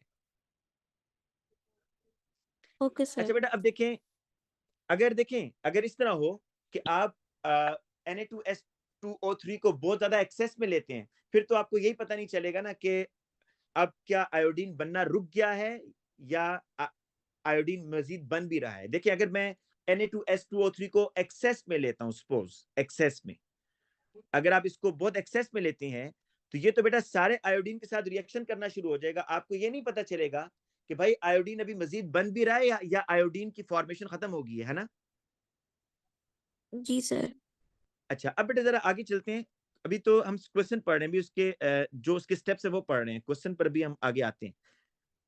सीक्वेंस फिर सुन लें। पहले उसने डाला सल्फ्यूरिक एसिड, फिर उसने डाला बेटा उसमें वाटर, फिर उसमें पोटेशियम आयोडाइड, फिर उसमें थायोसल्फेट, फिर स्टार्च इंडिकेटर, और देन H2O2 जो मेन रिएक्टेंट है ना वो आखिर में डाल रहा है। अच्छा, और फिर वो कह रहा है स्टेप 7 में कि add the content to the beaker of the conical flask and start a timer immediately.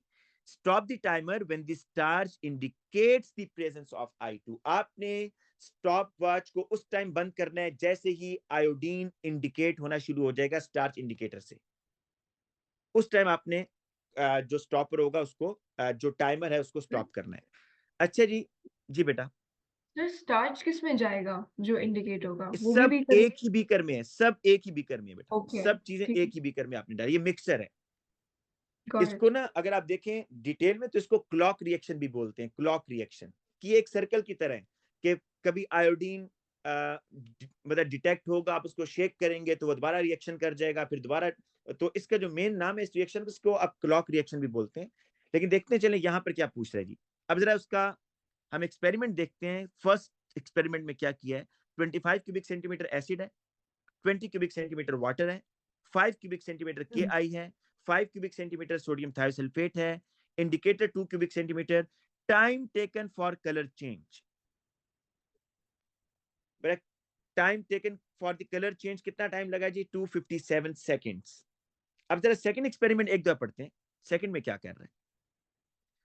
Sulphuric acid सही लिया हुआ है बेटा, किसको चेंज कर रहा है भाई जरा बताएंगे? सेकंड एक्सपेरिमेंट वाटर में को, कौन सा वॉल्यूम चेंज हो रहा है? Distilled water. Distilled water and नहीं, volume of... water is not the reactant. ठीक है, वाटर चेंज हो रहा है, वो रिएक्टेंट तो नहीं है, लेकिन मुझे रिएक्टेंट्स में से बताएं। Potassium sir iodide. Potassium KI iodide.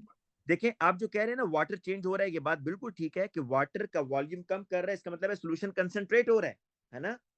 ये सोल्यूशन कंसंट्रेट हो गया ना, क्योंकि उसने वाटर जो है ना अब 20 के बजाय 17 ले लिए, तो ये कंसंट्रेटेड सोल्यूशन है। और पोटेशियम आयोडाइड बढ़ा दिया उसने। लेकिन आप एक सर चीज नोट जिसमें करें, वाटर ज्यादा ना उसको डाइल्यूट नहीं कहते हैं? तो ठीक है ना बेटा, ऊपर वाला डाइल्यूट है ना, नीचे वाला कंसंट्रेटेड है। यस। अब देखें, आप एक चीज नोट करें, अगर आप ऊपर वॉल्यूम चेक करें ना, डिस्टिल वाटर 20 और वॉल्यूम ऑफ KI 5, टोटल मिलाकर कितना हो गया 25 ना। तो नीचे भी आप जरा चेक करें कितना है, 17.50 प्लस 7.50, तो टोटल वो 25 ही रख रहा है। इस रेशो से चेंज कर रहा है कि टोटल वॉल्यूम 25 रहे। ये बात ठीक है बेटा? Yes sir. जी सर। ये देखें यहाँ पर भी 15 और 10, 12 और ये 10, 15, 5, 20 और 25, तो यहाँ पर भी वो टोटल वॉल्यूम इसका 25 रख रहा है। अच्छा लेकिन जो सेकंड एक्सपेरिमेंट है उसमें जो कलर चेंज हुआ है वो जल्दी हो गया या थोड़ा और टाइम लगा है? सेकंड एक्सपेरिमेंट में जल्दी हो गया। जल्दी हो गया। जल्दी हो गया। इसकी रीजन आपको समझ आ रही है कि उसने थोड़ा सा कंसंट्रेट लिया, सॉल्यूशन लिया है। लेकिन टाइम कितना कम हुआ बेटा, 257 से 120, मतलब बिल्कुल एग्जैक्टली हाफ तो नहीं है, लेकिन हाफ 137। के, हाँ मतलब आप इसका हाफ करें अगर 257 डिवाइड बाय 2 तो ये 128, तो ये 120 तकरीबन हाफ के आसपास है। और फिर देखिए उसने कंसंट्रेशन बेटा फिर इंक्रीज किया है, तो अब 112 आ रहा है, फिर 76। ये बड़ा बहुत हैरान कुन है भाई, ये क्या हो रहा है इधर? ये देखिए जरा स्टेप 5 में, स्टेप 5 में जो कलर चेंज हो रहा है बेटा वो 1 सेकंड में हो रहा है, और ये इस ट्रेंड को ब्रेक कर रहा है। आप देखो ट्रेंड ये था कि 120, फिर 112, फिर 76, फिर 59, फिर 44। तो टाइम आहिस्ता आहिस्ता कम हो रहा है ना, मतलब जल्दी से कलर चेंज होता दिख रहा है आपको। लेकिन एक्सपेरिमेंट नंबर 5 इस ट्रेंड को ब्रेक कर रहा है या नहीं कर रहा? Yes, कर रहा है। yes, sir. ये कर रहा है। Yes. अब ये देखते हैं कि यहाँ पर एनाबुलस क्या हुआ। पॉइंट है। जी बेटा अभी देखते हैं बेटा, अभी देखते हैं। लेकिन आपने एक टेबल में एक चीज नोट की कि एक्सपेरिमेंट नंबर 5 में ये ट्रेंड ब्रेक हो रहा है। अब क्वेश्चन उसका नेक्स्ट ये है कि state how the student could improve the reliability of the experiment. तो बेटा ये क्वेश्चन तो वो काफी दफा पूछता है आपसे जब आप पेपर 3 करते हैं, वहां पर भी, कि आप कैसे ये प्रूव करेंगे कि आपके एक्सपेरिमेंट्स का जो रिजल्ट है वो रिलायबल है। तो आप इसमें क्या करते हैं कि आप एक्सपेरिमेंट रिपीट करते हैं और रिपीट एवरेज। करके बताते हैं कि क्या आपका रिजल्ट दोबारा वही आ रहा है या नहीं आ रहा। अगर आपका सेम रिजल्ट आ रहा है तो आप कहते हैं ये देख लें कि एक्सपेरिमेंट रिलायबल है, क्योंकि बार बार सेम रिजल्ट आ रहे हैं। तो आपने यहाँ पर भी यही लिखना है कि student could improve the reliability of the experiment, कि अगर आप बार बार एक जैसे रिजल्ट्स को प्रोड्यूस कर रहे हैं तो इसका मतलब है कि आपकी जो एक्सपेरिमेंट है वो रिलायबल है। ठीक है, तो रिपीट द एक्सपेरिमेंट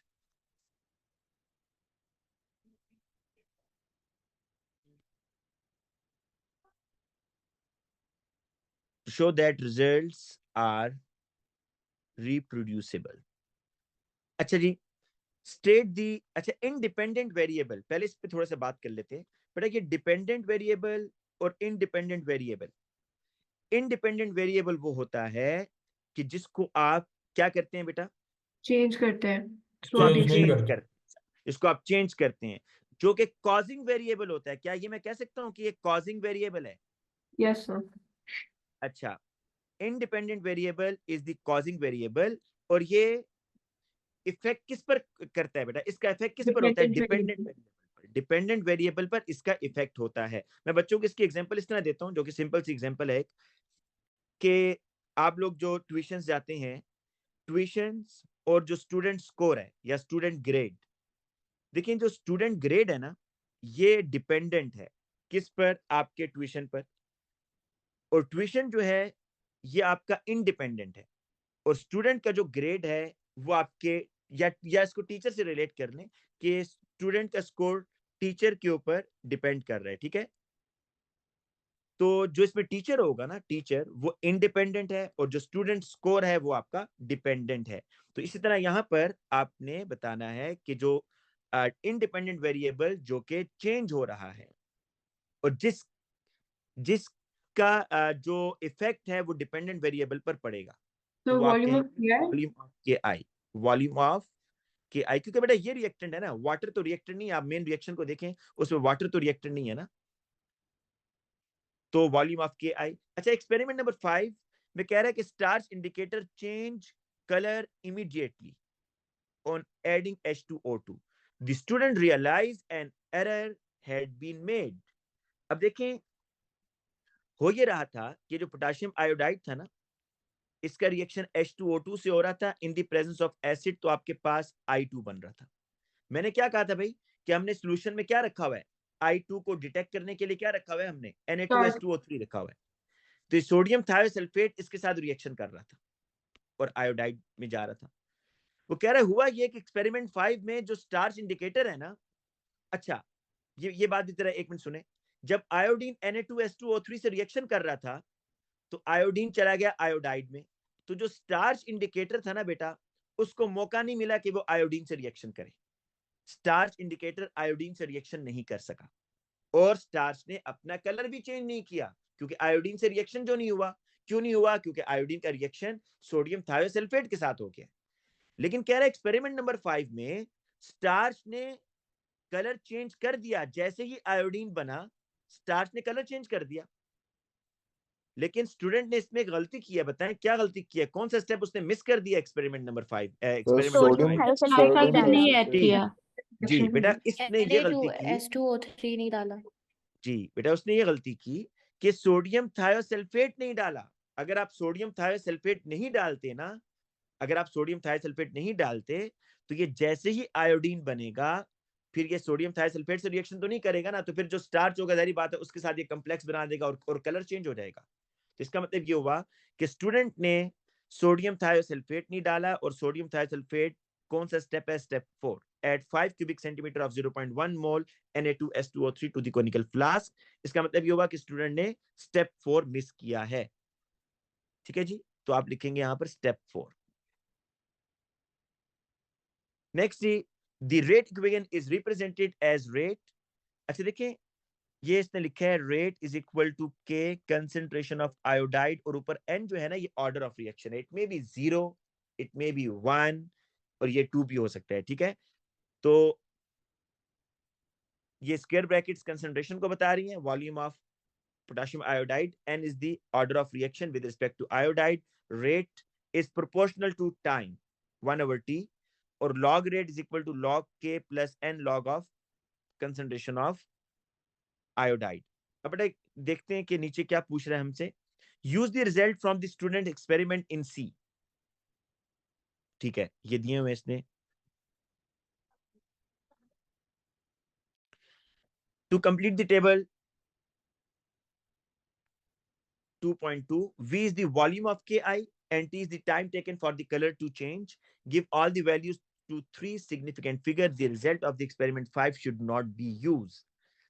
बेटा आप लोग इस तरह करेंगे, जल्दी से कैलकुलेटर यूज करें और आपने 3 सिग्निफिकेंट फिगर्स में आंसर देना है। लॉग V, बस इसका लॉग लेते जाएं कैलकुलेटर पर, बेटा इसका लॉग लें, लॉग का बटन प्रेस करें, 5.00 0.699 Yes. 0.699 राउंड 1.000. इसका राउंड कर सकते हैं या नहीं कर सकते? Sir, it was Yes. 0.989. नहीं, राउंड कर सकते हैं नहीं, पहले Sir, ये बताएं। rounded है already. तो ठीक ये है, 0.6989 था। 6989, तो 8 को राउंड ऑफ कर 0.698, दिया। ठीक है। अच्छा जी, दूसरा देखें, आपके पास आ रहा है 10, 1.00 Sir, 3 सिग्निफिकेंट 1.00. फिगर है ना, तो 1 लिखेंगे तो गलत करेगा। 1.00, अब देखो ये 3 सिग्निफिकेंट फिगर हो गए। अच्छा, 12.50 का लॉग ले लें, 1.10 1.097. 1.097, ठीक है, 1.10 आ गया। अच्छा, 15 का बेटा, 1.18 1.18। बेटा ये कौन बच्चा कह रहा है कि 4 सिग्निफिकेंट फिगर कहाँ पे है भाई, जरा बताना मुझे बेटा। बेटा आप पूछ लो, मैसेज के बजाय अनम्यूट करके पूछ लो। बेटा 4 कहीं पे भी नहीं है। आपको पता है ये जो लीडिंग जीरोस होते हैं ये नॉन सिग्निफिकेंट होते हैं, तो ये शुरू में अगर आपको लग रहा है ये 0, ये नॉन सिग्निफिकेंट है, लेकिन जो ट्रेलिंग जीरोस होते हैं, जो आखिर में आ रहे होते हैं या जो दरमियान में आ रहे होते हैं जीरोस, वो आपके सिग्निफिकेंट होते हैं। तो ये 1.18 आ रहा है, 1.30, 1.40। अब बेटा दूसरा है, आपने लॉग भी लेना है और 1 डिवाइडेड बाय 257, 1 डिवाइडेड बाय 257 और इसका लॉग। हाँ, माइनस 2.41। जी बेटा, इसको आप चेक कर लें सबको।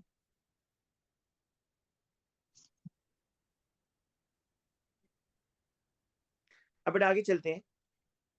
देखें, इसमें 2 मार्क्स हैं, मुफ्त के मार्क्स होते हैं, सिर्फ आपने ख्याल करना होता है सिग्निफिकेंट फिगर्स का, बस। बेटा ये मैंने प्लॉट किया है, आप लोग जरा देखें ये ठीक है या इसमें कोई मसला है तो मुझे बताएं, शाबाश। ये मैंने इसको थोड़ा, अब जरा चेक कीजिएगा बेटा, इस सही तरह है। Sir plot. आप एक सेकंड जा सकते हैं प्लीज? ये जी सर आप ये पीडीएफ भेज सकते हैं ग्रुप पे? जी बेटा भेज दूंगा। अब हाँ। अभी क्लास के बाद भेजूंगी, अभी भेजूं बेटा?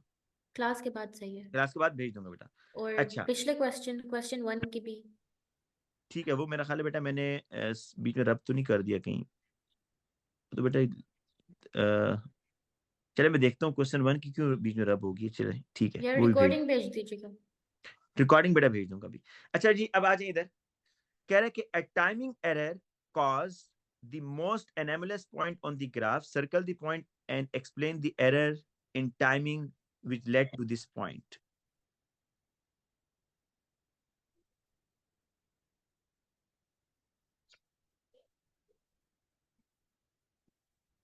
अच्छा देखिए बेटा,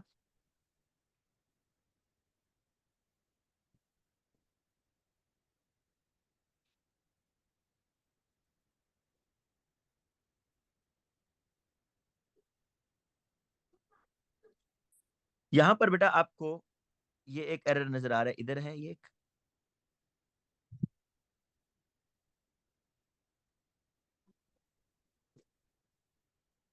मैं दिखाता हूं इसमें।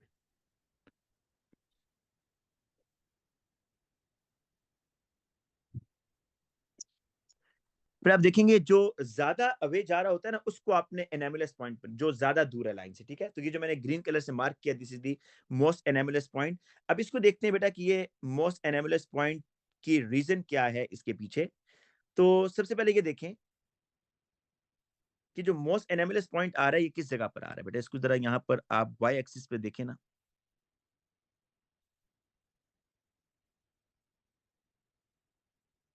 ये कहाँ पे आ रहा है बेटा, चेक करें जरा कहाँ पर आ रहा है ये।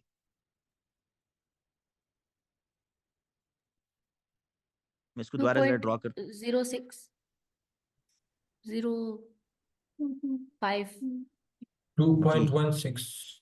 नहीं भाई 2.16 नहीं है, देखो मैं इसको जरा दोबारा कर रहा हूँ। 2.06। 2.05। कैसे 06 कह रहे हैं भाई, ये देखेंगे ईच बॉक्स कितने का है, 0.02 का नहीं है each box. Yes sir. Yes yes. Sir. Each box is 2.05। 0.02 ना, तो ये 2.02, 2.04 और 2.05, तो ये आपके पास आ रहा है, ये आपके पास आ रहा है जी -2.05, ठीक है। अब जरा आप देखें कि जो -2.05 है, -2.05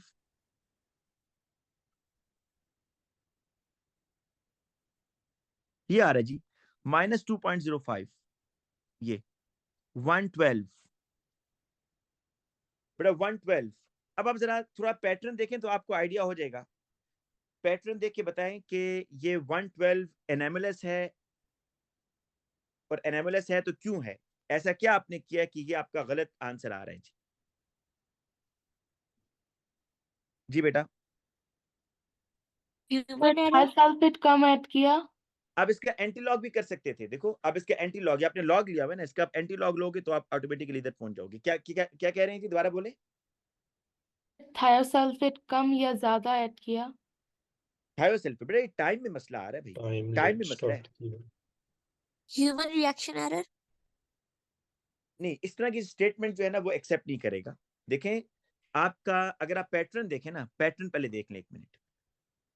पैटर्न ये है कि आपने, मैं ऊपर जरा चलता हूँ जो जहां पर वॉल्यूम हमारे डेटा था, यहाँ पर वॉल्यूम बेटा, यहाँ चलता हूँ इधर, जरा इस पे आ जाए ताकि आपको जरा बात अच्छे तरीके से समझ आ जाए। ये है जी हमारा एक्सपेरिमेंट।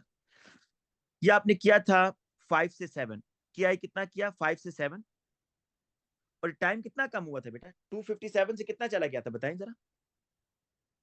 तकरीबन हाफ हो गया था, तकरीबन यस सर, ये- 120। आधा हो गया था। हाफ से थोड़ा ज्यादा था, चलें 130 हाँ पे हो गया। गया था। लेकिन आपने के आई कितना ऐड किया ये बताएं? 2.5 है ना बेटा? 2.5 क्यूबिक सेंटीमीटर आपने बढ़ा दिया था ना हाँ। एक्सपेरिमेंट 1 और 2 में। Yes sir.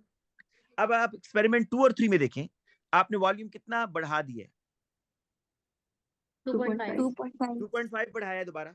तो अब क्या ये 120 से 112, तो आपको क्या लगता है ये कितना होना चाहिए था? 60 होना चाहिए था। 60 तो नहीं, बिल्कुल हाफ तो नहीं होना चाहिए था, मतलब पहले भी बिल्कुल हाफ तो नहीं हुआ ना, 257 से 128 हाफ हो रहा था, तो सर हाफ से थोड़ा 50 ज्यादा, सर 50 के करीब। तकरीबन इसको 80 के आसपास जाना चाहिए था ना, 80 90 के आसपास, लेकिन ये तो 120 से 112 है। तो भाई ये आपका इनामिलस आ रहा है ना, यही तो पॉइंट आपका इनामिलस आ रहा है। आप चेक करें 112 पर -2.05, और ये -2.05 बेटा देखो यहां पर आपका इनामिलस पॉइंट आ रहा है। तो इसका मतलब ये हुआ कि आपने जब अपना स्टॉप वॉच स्टार्ट किया ना, तो आपने एक्सपेरिमेंट से या तो पहले स्टार्ट कर दिया, एक्सपेरिमेंट से आपने पहले ही स्टार्ट कर दिया, या जब आपने उसको स्टॉप किया तो एक्सपेरिमेंट खत्म हो चुका था, आपने स्टॉप वॉच को लेट स्टॉप किया, इसलिए टाइम आपका ज्यादा शो हो रहा है। असल में ये टाइम कम होना चाहिए था। बड़ा इस बात को फिर समझ लें कि आपका 112 सेकंड्स तो नहीं आना चाहिए था ना, 112 से कम आना चाहिए था या नहीं, ये बताएं पहले। हाँ कम आना चाहिए था। तो कम आना चाहिए था। कम तो आना इसमें चाहिए गलती अब ये हो सकती है, गलती ये हो सकती है कि आपने जो स्टॉप वॉच था ना उसको सही तरीके से ऑपरेट नहीं किया, या तो आपने उसको एक्सपेरिमेंट से पहले ही ऑन कर दिया, अभी एक्सपेरिमेंट स्टार्ट ही नहीं हुआ था, आपने स्टॉप वॉच ऑन कर दिया, या फिर ये गलती हुई आपसे कि एक्सपेरिमेंट लेट खत्म हो गया था और आपने स्टॉप वॉच को बंद नहीं किया, स्टॉप वॉच चलती रही, इसलिए आपके पास ज्यादा टाइम आ रहा है। तो इसको अब आप दोनों ऑप्शन लिख सकते हैं, ठीक है? पहला अब ये सर इसमें लिख सकते हैं जी बेटा। सर मैंने पूछना था, ये जो बेस्ट फिट के ऊपर पॉइंट है हमने इसे क्यों नहीं कंसीडर किया बेटा एनोमलिस? ये उसके क्लोज है, ये लाइन के थोड़ा क्लोज है, जो ज्यादा अवे होता है उसको आप मेजर करते हैं, ओके सर। जो ज्यादा दूर जाएगा वो आपका एनामुलस होगा। ये भी एनामुलस है, दिस इज एनामुलस, लेकिन जो मोस्ट एनामुलस है वो आपने लेना है बेटा। सर ये तो क्यों नहीं कह सकते सिस्टमैटिक एरर की वजह से एरर आए? नहीं बेटा, इसको वो नहीं एक्सेप्ट करेगा, इस आंसर आपको एग्जैक्टली बताना होगा कि क्या एरर आपने किया है। सर ओरिजिन से शुरू नहीं हो रहा line of graph. Time recorded was, एक मिनट तला,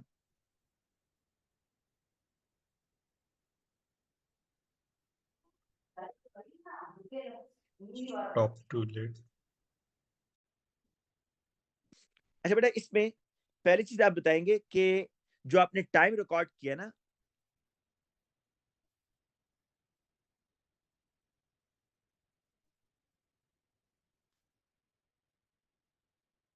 टाइम रिकॉर्ड जो आपने किया वो हाई है, ठीक है?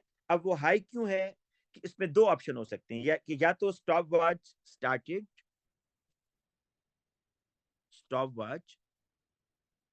स्टार्टेड टू अर्ली, बहुत पहले स्टार्ट कर दिया आपने, या फिर आपने बेटा उसको स्टॉप किया बहुत लेट, ठीक है? आप मुझे एक बता दे कि stop watch stop to late और stop watch stop to late. अच्छा बेटा अब जरा इस पे ग्रेडियंट भी निकालते हैं। ग्रेडियंट बेटा आप लोगों के पास अगर हार्ड फॉर्म में ये नहीं होगा तो मुश्किल होगा। चलिए ग्रेडियंट में मैं आपको निकाल के दिखा देता हूँ। ये नहीं बेटा, जरा ग्रेडियंट देखें कैसे निकलेगा जी इसका। ये मैं एनामिलस पॉइंट को जरा रब कर रहा हूँ इधर से। बेटा आपने ग्रेडियंट निकालना है तो कौन से दो पॉइंट, जरा आप लोग मुझे बताएं जी, कौन से दो पॉइंट्स ले लूं? शाबाश।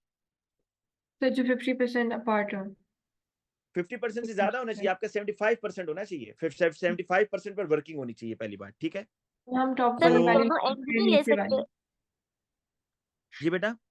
ग्राफ के दोनों एंड्स नहीं ले सकते ताकि अच्छा मैक्सिमम ये डिस्टेंस बताएं, हो। फिजिक्स में ऐसे करते हैं आप लोग, दोनों एंड्स ले लें, इस तरह करते हैं फिजिक्स में? सर हम नहीं टॉप वाली वैल्यू लेते हैं और बॉटम वाली वैल्यू लेते हैं। नहीं, फिजिक्स में क्या आप इस तरह के ग्राफ सर बनाते हैं? तो मैं ट्रायंगल जी सर बनाते कर हैं। लेते हैं फिजिक्स में। इस Hours more than इस तरह half of नहीं, the इस तरह graph. मेरा नहीं ख्याल कि वो अलाउ करेगा आपको, इस तरह आप करते हैं? जी सर। जी जी सर। सर।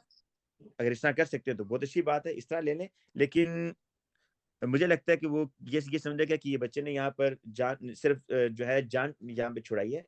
तो आप बेटा कोई से 2 पॉइंट्स लें, जो कि ये ले लेते हैं, ये वाला पॉइंट ले लेते हैं बेटा, ये एक हम पॉइंट्स वो लेते हैं ना जो टेबल पे नहीं होते, जो टेबल के अलावा वाले पॉइंट्स। बस हमने इसलिए यहाँ पे रैंडम लेनी है बेटा, बस रैंडम ले लिए। ओके। अब देखें,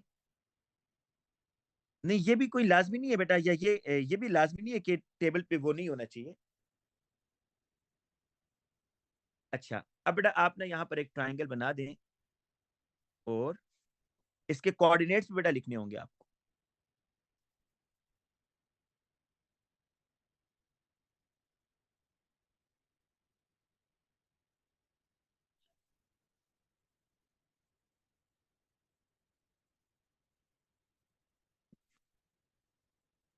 अच्छा बेटा ग्रेडियंट, जी बेटा चाहिए ट्रायंगल बनाना जरूरी होता है?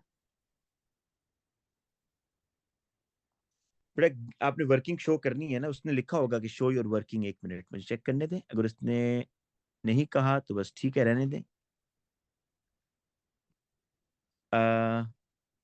Use it best line of best fit, और नहीं बेटा उसने नहीं कहा हुआ, बस आप ना भी बनाए तो ठीक है। राइज अवर रन, ठीक है भाई। अब जरा बेटा बेटा मुझे बताएंगे, आपने एक यहाँ पर ली है x2, ये x2 है, ये आपका बेटा यहाँ पर x1 है, और ये बेटा आपके पास y2 है,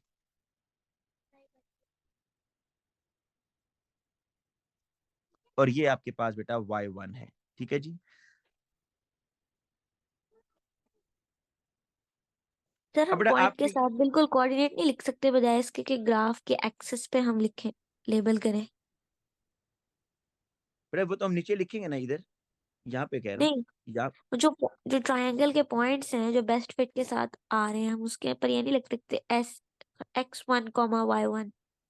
लिख सकते हैं, लिख सकते हैं बिल्कुल। लेकिन उसने बेटा नीचे आपको अलग से वो बताया हुआ ना, तो आप बस यहाँ ये तो मैंने आपके लिए लिखा है भाई, आपको यहाँ कुछ नहीं लिखना बेटा, आपको यहाँ कुछ नहीं लिखना, नीचे लिखना है यहाँ पर, ठीक है। तो give the gradient of the 2 decimal places. अच्छा जी, कोऑर्डिनेट 1,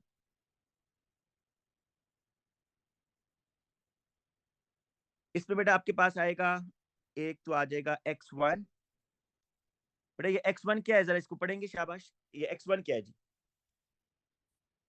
0.62 0.72 बेटा 0.72, 72 0.72 आ गया, ये आ जाएगा 0.72 कॉमा, और बेटा y1 क्या है जी इधर, y1 -2.4 -2.4 जी -2.40। इस तरह कोऑर्डिनेट 2 बेटा आप बताएंगे, कोऑर्डिनेट 2 x2 क्या आ रहा है बेटा आपका, ये लें x2, So ये 1.3 है, 1.34 1.34, जी उसने सर 2 बेसिक है, ठीक है। 1.34 कॉमा, और y2 क्या आ रहा है बेटा आपके पास, -1.70 -1.70, यस। अब बेटा आप जरा इसका ग्रेडियंट निकाल लें, y2 माइनस y1 और x2 माइनस x1,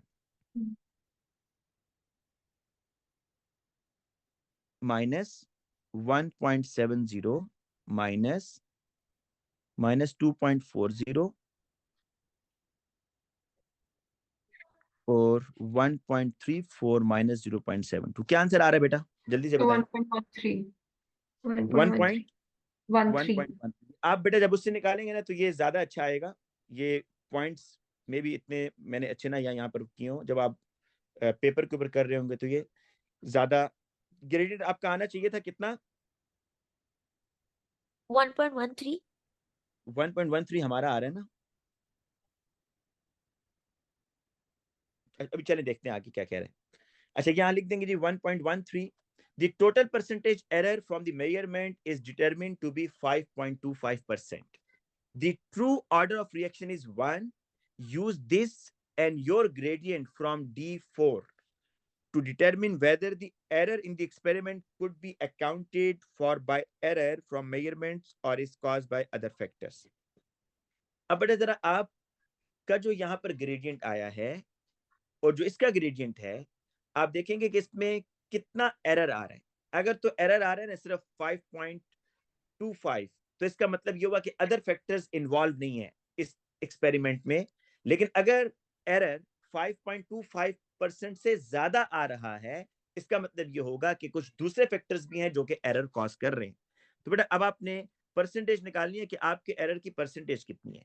तो आना क्या चाहिए था और आया क्या है? आना चाहिए था बेटा 1 और आपका आ रहा है 1.13 माइनस 1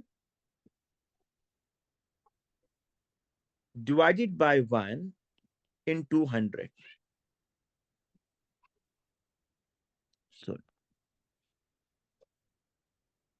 ठीक है ना बेटा? ये 1.13 तो 13%. 13 माइनस 1 डिवाइडेड बाय 1 इन 200 कितना आ रहा है जी? 13 कौन सा इक्वेशन यूज किया हमने? 13%। और आना चाहिए था आपका एरर 5.25%। इसका मतलब ये हुआ कि कुछ दूसरे फैक्टर्स भी हैं जो कि इसके एरर में कंट्रीब्यूट कर रही हैं। अच्छा बेटा, ये जो पेपर है ना, ये है फरवरी मार्च 2023 का। मेरा ख्याल हमने मई जून 2023 का कर लिया या नहीं किया? नहीं सर, ये पहला पेपर था। अच्छा, मई जून 2023 का नहीं किया। तो आप लोग इस तरह करें भाई, आप लोग अभी मई जून 2023 का प्रिंट आउट निकाल लें, तो बस उसको आप लोग कंप्लीट करेंगे नेक्स्ट थर्सडे से पहले। ठीक है, वो आप लोगों ने करके रखा। सर कल वाली क्लास की रिकॉर्डिंग और नोट्स भेजते हैं। ठीक है बेटा, ठीक है, मैं भी भेज देता हूँ क्लास के बाद। ठीक है जी।